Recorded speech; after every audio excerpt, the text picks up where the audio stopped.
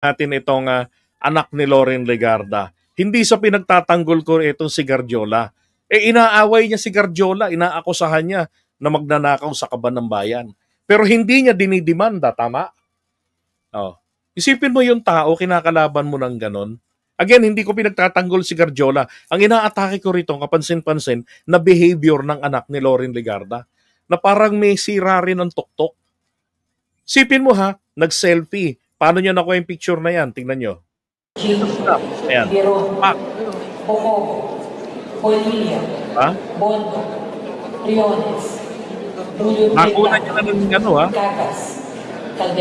Ito ho yung oras na ito ng botohan, nominal voting, ng pagsuspinde para sa adoption ng report ng Committee on Ethics laban kay Kiko Barsaga.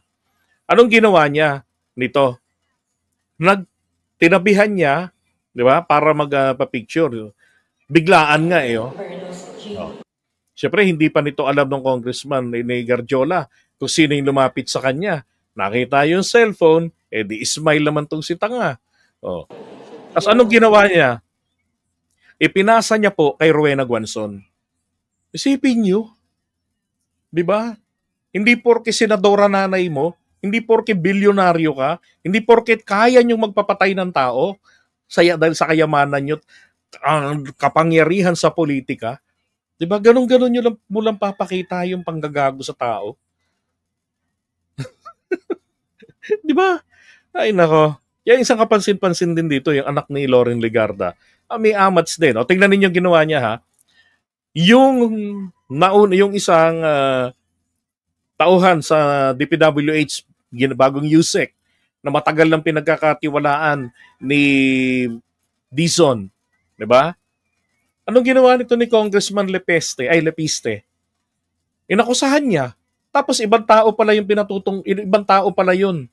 ang pinatutungkulan sa issue na yun. Wala man lamang public apology. Bakit? Hindi nakakaramdam ang taong ito ng pagkapahiya. Bakit? Pinanganak ito with silver spoon. May taga-Subo pa. Itong si Congressman Lepiste. Oh. Diba? Tsaka ito, nakinabang ito kay Duterte noon. Sana yung ano noon? Ito yung, ayan o, yung solar franchise niya. Aprobado agad yan. Ginapang yan ni Loren. Congresswoman si Loren yan. Kaya siya naging